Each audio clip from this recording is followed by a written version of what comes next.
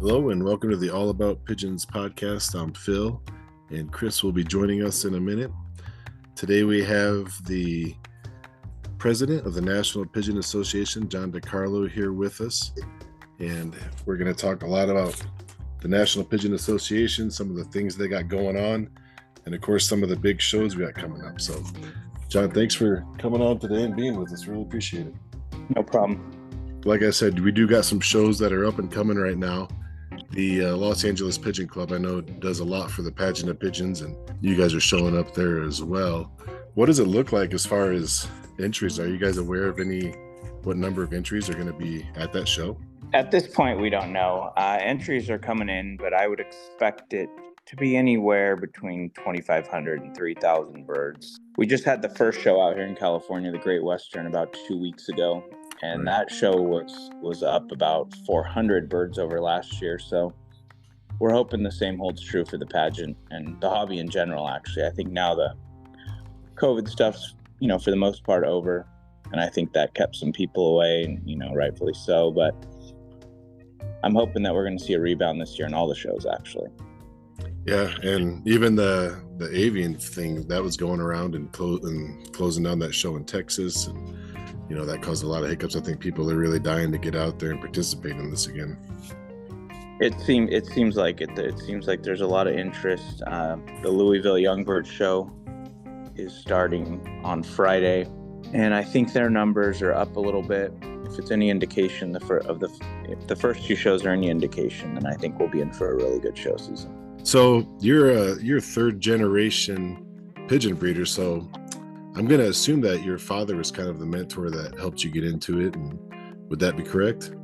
Yeah, obviously. Yeah. And my grandfather had pigeons, which, he got my dad interested. And my dad still has pigeons. Okay. Is there like a breed that your family kind of sticks with, or does everybody do their own thing? Well, my grandfather had a squab farm, so he was more into the utility birds. Mm-hmm. My dad breeds English trumpeters. He used to have, when I was growing up, he had 1,500 pigeons of probably 60 breeds, but English trumpeters were always his favorite. Personally, I have a lot of breeds, but my favorites are Chinese owls, African owls, and English trumpeters, those three. And I have a lot of other breeds I like: Budapest shortface, magpies, Oriental frills, Texan pioneers. Okay. And to name a few. Nope, there he is. Hey, Chris, how you doing? Hey, I'm doing fine. We're just out here in God's country trying to get it together.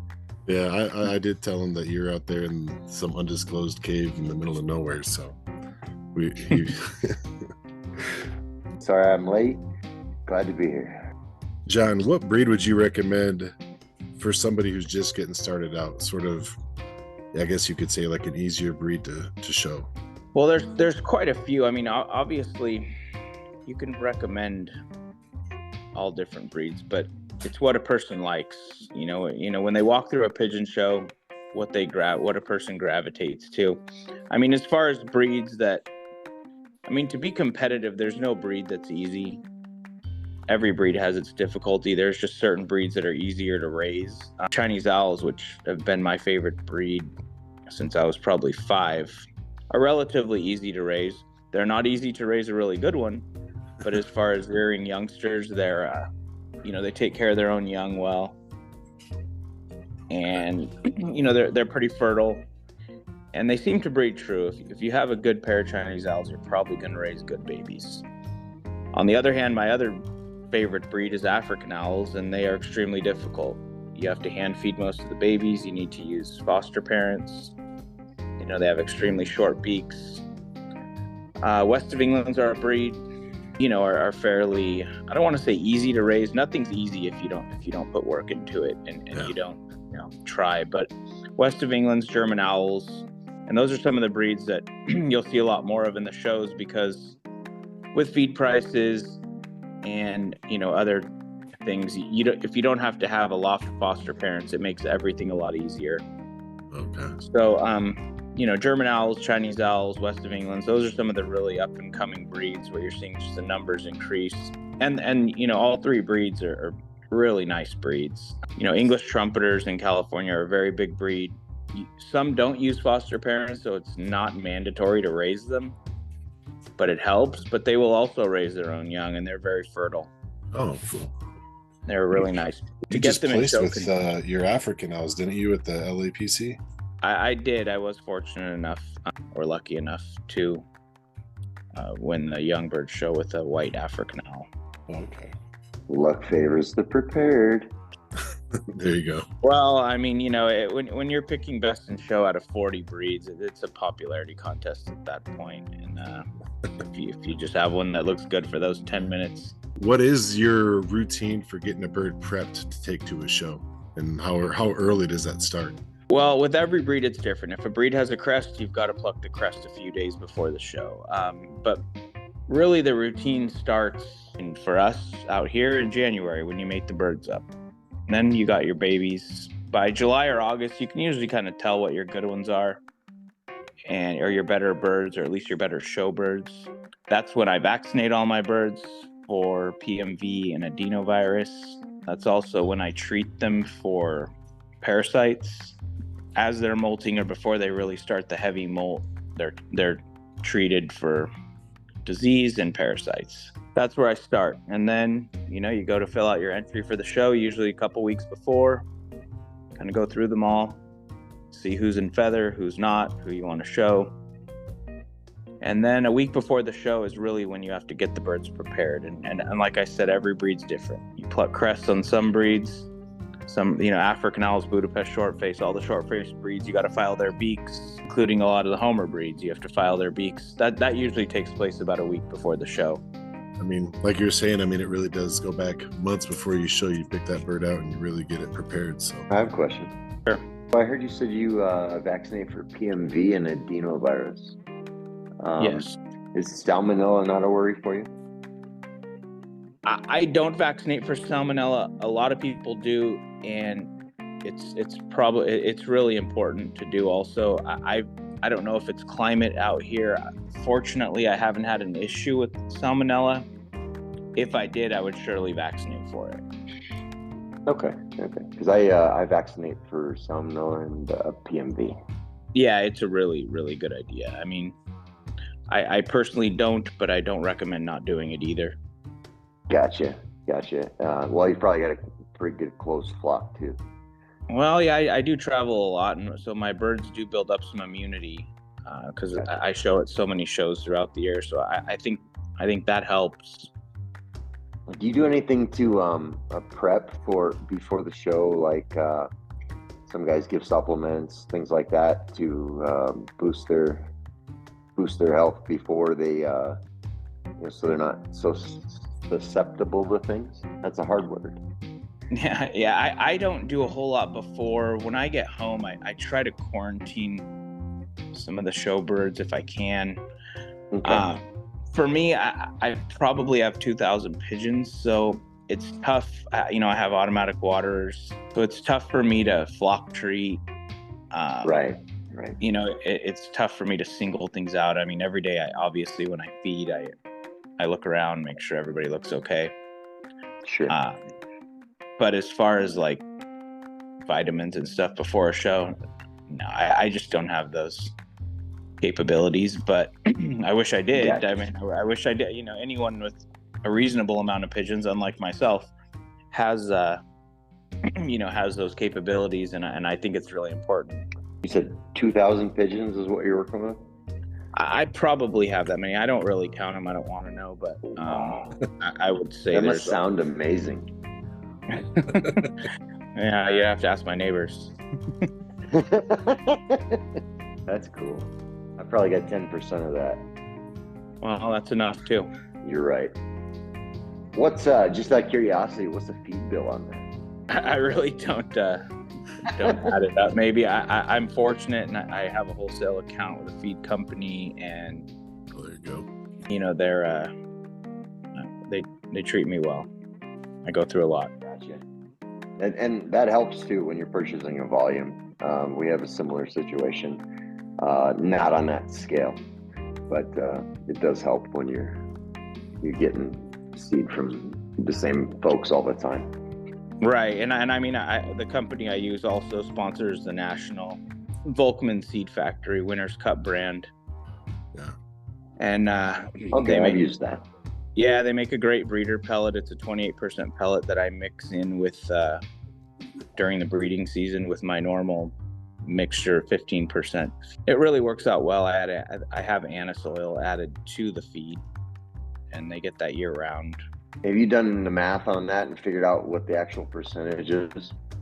No, it's a 15% mix, and then during the breeding season I add 28% pellets, so it's 100 pounds of the grain mixture with the pellets come in 40-pound bags. So I put 2 bags of pellets, 2 bags of grain, mix them up, and use that during the breeding season for the birds that are feeding younglings. So otherwise, almost 1-to-1. Yeah, almost. And so I use the 15% grain mix all the rest of the year. Like currently, I'm not using any pellets because I have nothing breeding. So, John, in your article that you did with the NPA's third quarter bulletin, you spoke a lot about local shows and supporting your local shows. You mentioned earlier about like how the Western show had greater attendance. Do you think that that's also like due to people just really wanting to get back out, or is there anything else kind of driving this factor? Like our state club has definitely been growing just this last year. A lot more members have been coming, and then the shows have been better attended. What do you think is really? Do you think it's really just goes back to the COVID and people wanting to get out, or do you think there's anything else to that? I think there is. Unfortunately, we do lose pigeon fanciers, it seems like, on a regular basis, due to death or, extenuating circumstances. But pigeons, it's the oldest hobby in the world. So I hate hearing the pigeon hobby's dying. You can read articles from the 1960s in the Old American Pigeon Journal about how the hobby's dying, we're not replacing. And I think that we're on an upswing. Our membership is growing in the NPA.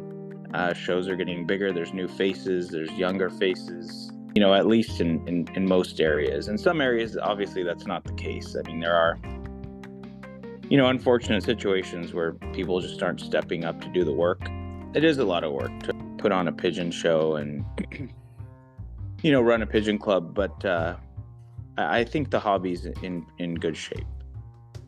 With you guys have a pretty good junior program, and I think that's a good way to bring a lot of kids into. And I forget where it is, but there's the in California, there's that high school that actually has a pigeon loft on its campus. You know what I'm talking about, John? What school that is? I've heard something about that, but I don't know. I don't know a whole lot about it.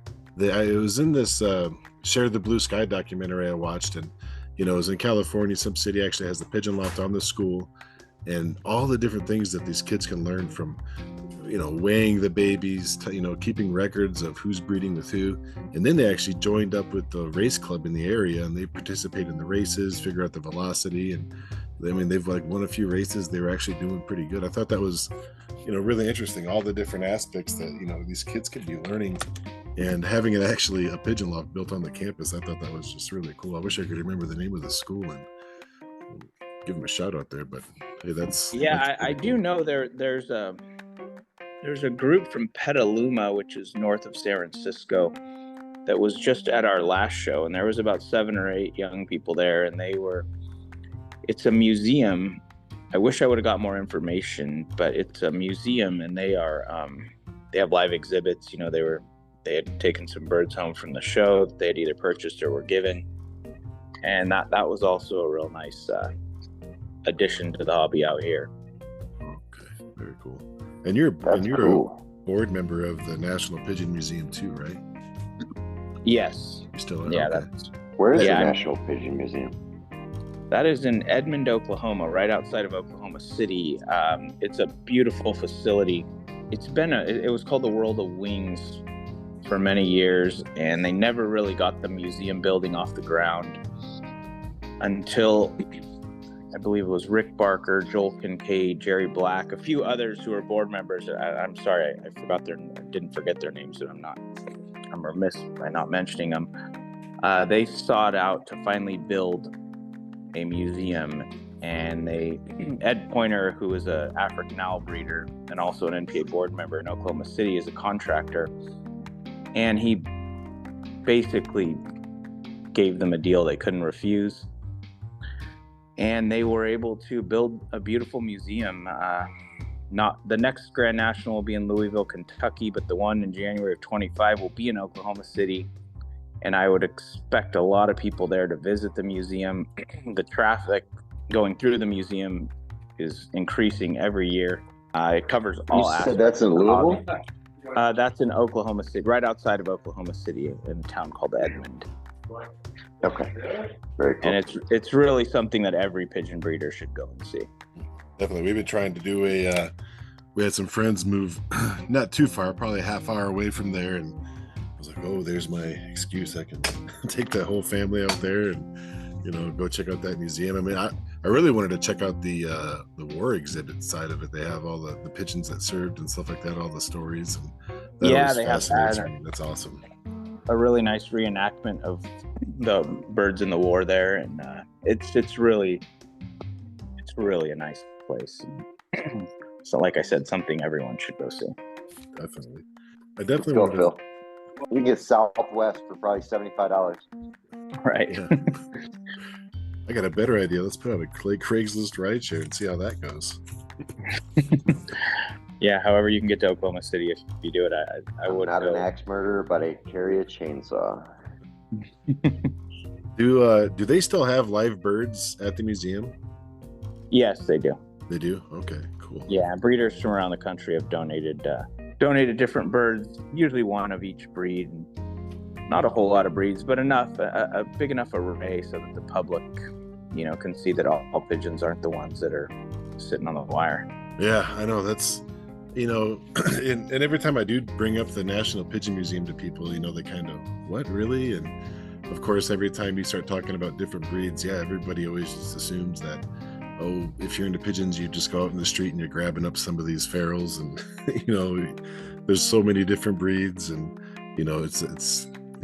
it's always an eye opener for people once you get a chance to talk to them about it a little bit. Right. And excuse me.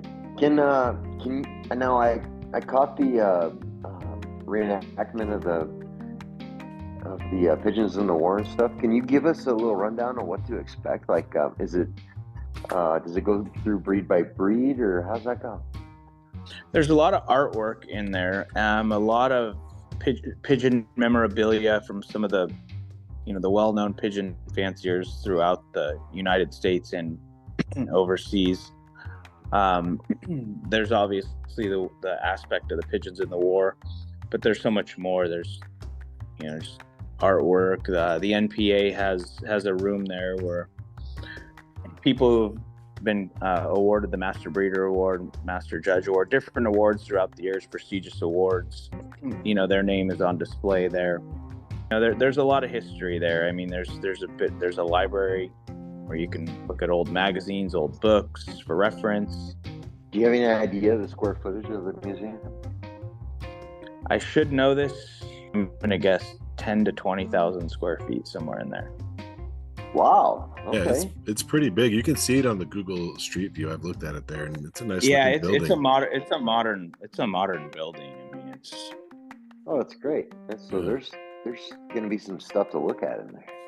Yeah, it's right next door to the AU office.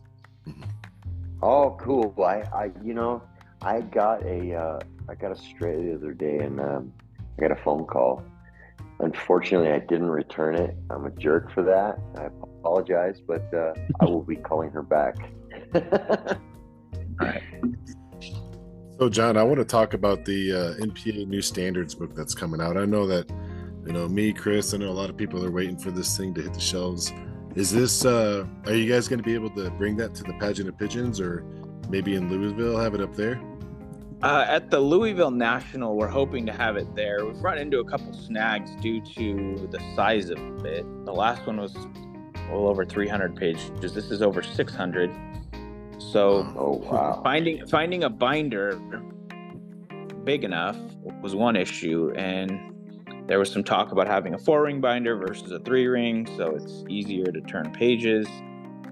So we just had an NPA board meeting, and the board members finally, we voted on the style of binder. It's ready to be printed. Gary Romig did an amazing job. He does our quarterly review. He's from Jerome, Arizona. Cool. He typeset the whole book, it's all in color.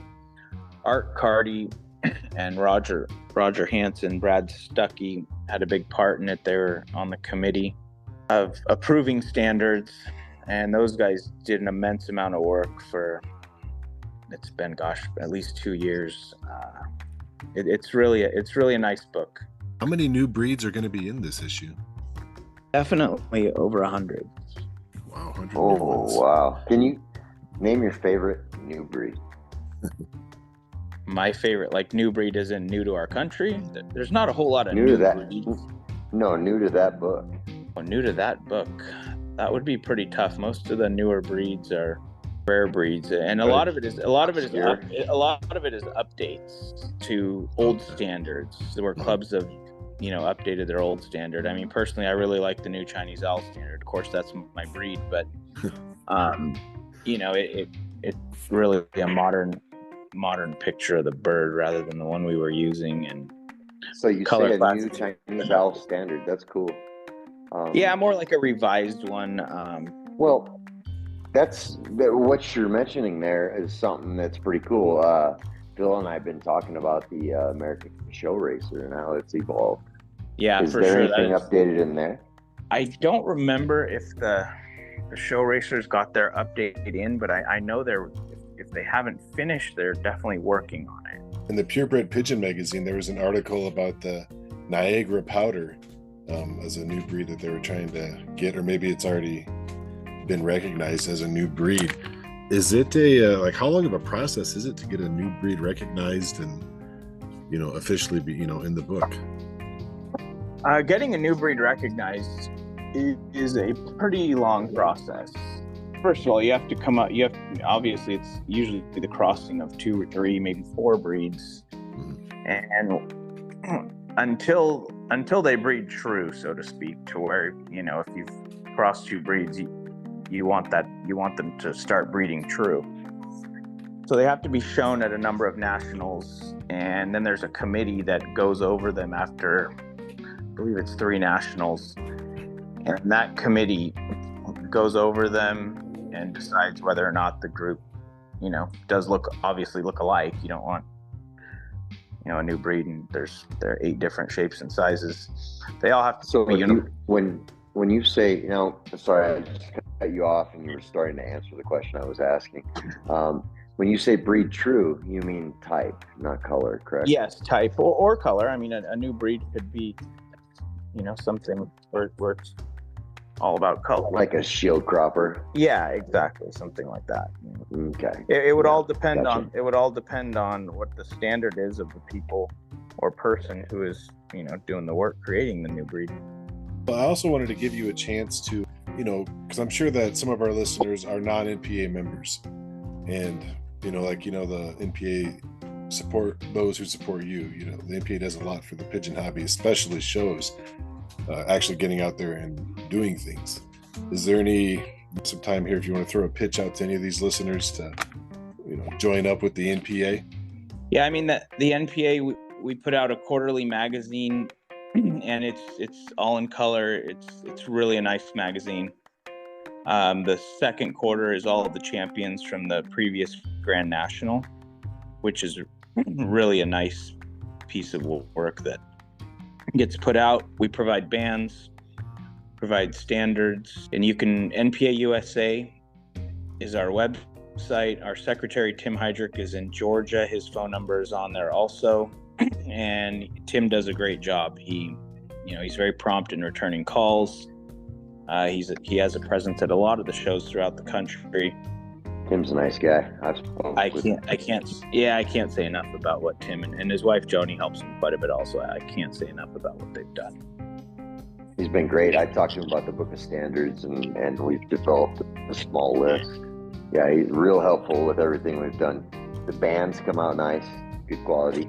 Now, hey, since you mentioned the bands, I did want to ask because, I put in a phone call to the AU. They called me right back looking for the owner of that bird. Does NPA have something similar? Can we call him and find a series number or something? Do you know my address? Or absolutely.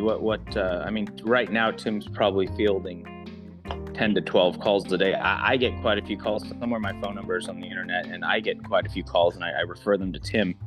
Most of the time it's a racing pigeon, so then we have to refer them to the AU, but sure. there are plenty of NPA banded birds that do get lost, and yeah, we have a registry. My rollers get NPA bands. Yeah, rollers, so Tim has all that, so if there are any lost birds out there, he's happy to at least provide the phone number of the owner. I had one returned the other day, and now it's been a fantastic bird. It's coming home, and it's doing everything it should. It's great to have, the bands be able to be called in. Well, John, we're coming up against the time here, and, I just want to say thank you for everything that you're doing for the NPA, and, also thanks for coming on here and helping us promote the hobby as well. Yeah, we appreciate you guys out there promoting it. Any promotion like this is great. It opens the public's eyes that they're not just flying rats like they've been called. No. We appreciate you guys.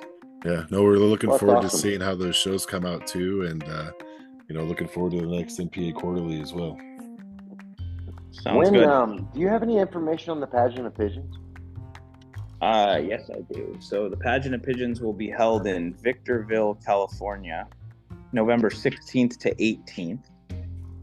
Admission free, as is the case with 99% of the pigeon shows in the country. Any information, you can look up Los Angeles Pigeon Club. And that's LAPC? LAPC, yeah. The Pageant of Pigeons is one of the most historic shows in the country. I'm expecting a really good show as usual. Are you going to be there? Yes, I will be there. Oh, man. We might have to sneak up on them. That's right. So, we're gonna rent a Tesla, so it's super quiet. Sneaky. All right. Hey, thanks for that. I looked up the Pageant of Pigeons, and it was surprisingly difficult to find anything that wasn't Facebook. Just saying, I just thrown that out there. Yeah, I totally agree. I've never had I have a Facebook account. I've never blogged on or typed in. Cameron DeTanigan in Hawaii kind of runs that for me. He does a great job. So between him and one of our board members, Amy Klopman in Michigan, they sort of keep me abreast of things going on, but I'm just not a social media guy, so I've never had an account on it. I dig it. I wish I'd never touched it. Yeah, I just nothing against, Facebook or any of that, because you know what? It's been great for the hobby. I mean, guys can share pictures back and forth and communicate. And Can you do a favor for me? You've piqued my curiosity with 2,000 birds. Can you send me or Phil a picture of your setup? Yeah. Or even just share it on the. I mean, if you don't want me to share it, we won't share it. But I'm really curious. I'd like to see that, man. That'd be awesome. Try to figure something out on the smartphone and get it to you. That'd be perfect. Thank you. Alrighty. Well, John, thanks for coming on again. We really appreciate you coming on. I feel like we could have had this thing go for an hour and just kept asking you a bunch of questions, but we could have sat here all night. Easily. I'd be cool with that. This is a great conversation. Absolutely. I appreciate everything you've given to us, for sure. Well, that sounds good. And like I said, we appreciate you guys out there promoting the hobby. Thank you, John. All right. Well.